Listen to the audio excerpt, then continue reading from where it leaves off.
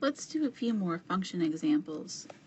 So in this problem, we want to do f of negative x. So again, we'll start by writing this f of x, but every place there's an x, I'm going to put a parenthesis. And inside that parenthesis, this tells me I want the negative x. And then I'll simplify. So negative 2 times negative x is a positive 2x minus 2.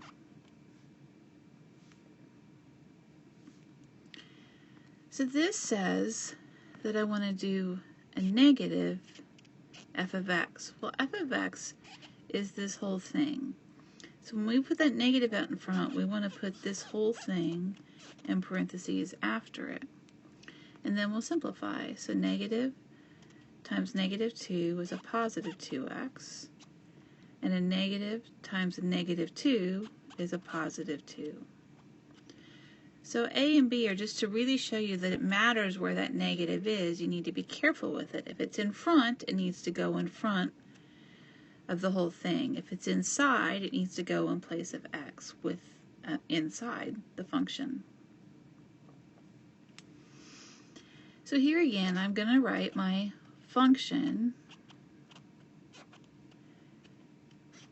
with parentheses where there was an x. This tells me I want to put x plus 1 inside those parentheses. So now I'll simplify. So negative 2 times x is negative 2x. Negative 2 times 1 is negative 2. And then I still have this minus 2 at the end. I'll combine the like terms.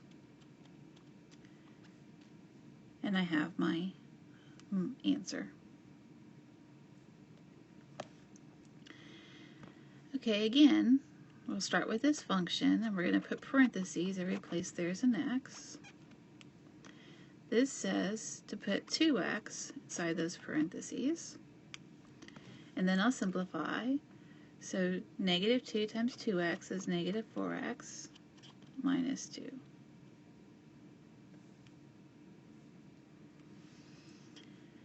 Same idea here. We'll put parentheses where there was an x. This tells me to put x plus p inside those parentheses.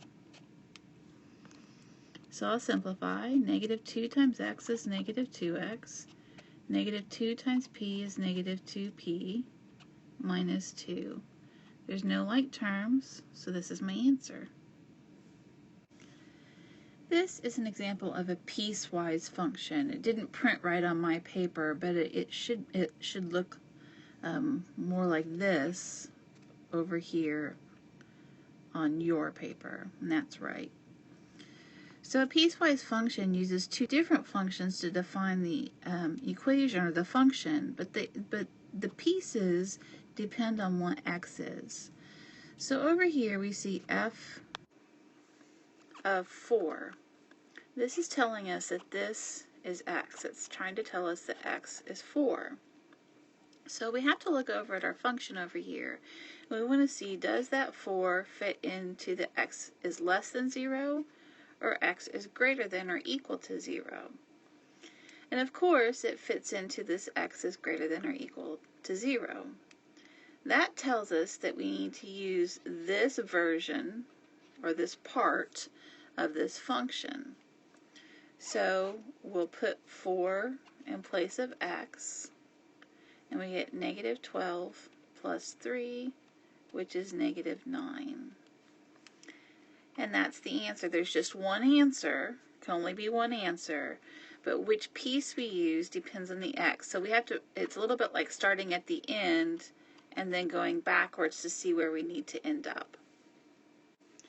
So this is the same idea. This is telling us right here that x is negative 4. So we look over here and we say, is that negative 4 less than 0, or is that negative 4 greater than or equal to 0? Well, of course, it's less than 0, and so that tells us that we need to use this part of the function. So we'll put negative 4 in place of x there. 4 times negative 4 is 16 plus 3, which is 19. Again, only one answer. And in this last one, this tells us that we want x to be 0. So we have to look over here. Is x less than 0? Well, no, 0 is not less than 0. Here it says, is x greater than or equal to? So this or equal to part tells us that that's where this fits. And we want to use this as our function. So we'll put 0 in place of x.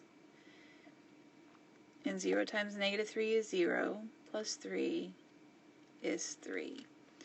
Again, you're not putting this x value into both parts. You have to choose the part, and how you choose depends on what is over here on the right-hand side.